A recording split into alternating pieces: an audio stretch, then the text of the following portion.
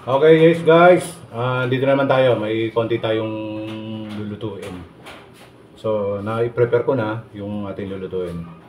So, paalala lang po, huwag niyo kalimutan mag-follow, share, and like po sa aking video. So guys, meron tayong chicken. Yan. Chicken. Meron tayong sayote. Daon chili. And then, meron tayong bawang, luya, at chicken nor. Meron din tayong patis, at konting oil. So guys, ano ba yung lulutuin natin? So, yan yung tinatawag na tinola. So, igigisa muna natin yung bawang, luya. Tapos, lalagay natin yung chicken. Gigisa natin siya sa konting patis. Ayan. So, lulutuin natin yan. Okay guys, sisimulan na natin lutuin. Salang na natin yung ating sirola.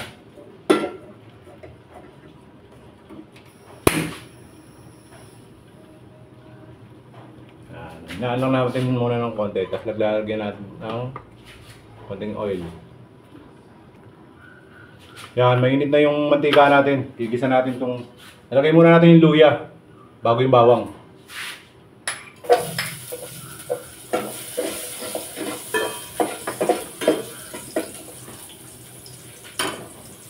Medyo papupulain lang natin yung yung ating luya bago natin ilagay yung bawang. So, okay na yung bawang at luya natin. Lalagay na natin yung chicken para mag-isa siya ng konti.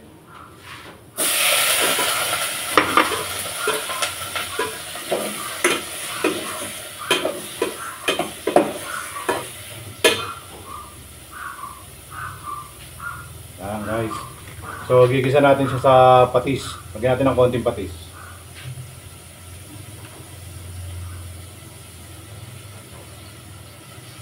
Konti lang muna ilalagay nyo para matansya nyo. Tapos lalagay natin yung ating chicken nor.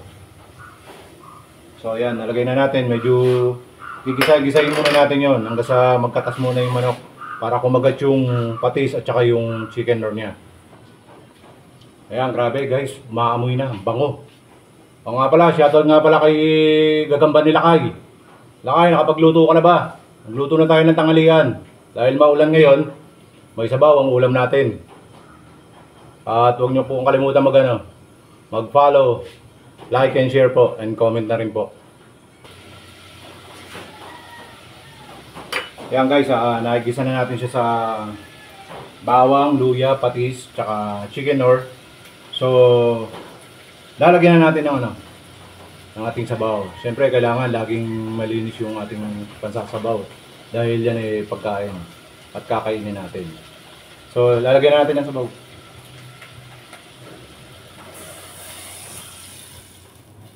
Yan. Hintay muna tayo ng mga ilang minuto. Palalambutin natin yung manok.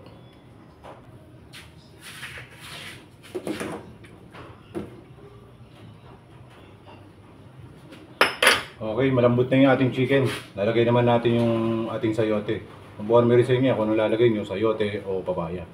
So palalambutin natin ng konti yung ating sayote. Half cook lang kasi mas masarap yung half cook.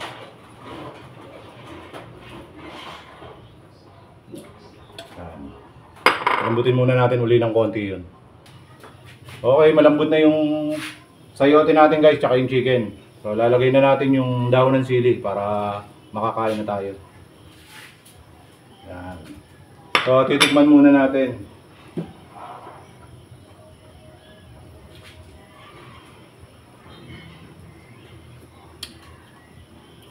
Medyo matabang siya ng konti, lalagyan natin ng patis. Konti.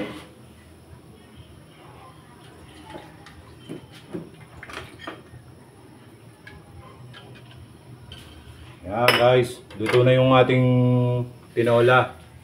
Pakita ko sa inyo yung tinola natin. Ayan guys.